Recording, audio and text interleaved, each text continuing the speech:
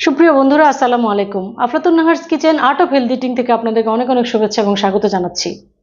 আসন্ন পবিত্র রমজান উপলক্ষে আফলাতুন নাহারস কিচেন ইউটিউব চ্যানেল নিয়ে আসছে পিওর হেলদি এবং ফ্রেশ মজাদার কিছু রেসিপি।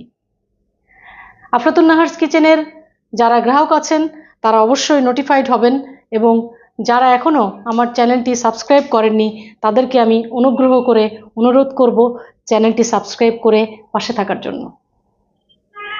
এ পর্যায়ে আপনাদের জন্য নিয়ে এসেছি smoked chicken strips. Smoked chicken strips তৈরি করতে কি কি উপকরণ লেগেছে, কি মেথড অ্যাপ্লাই করে আমি করেছি, সেটা অবশ্যই আপনারা দেখে নেবেন আফলাতুন নাহারস কিচেনের ইউটিউব চ্যানেলে।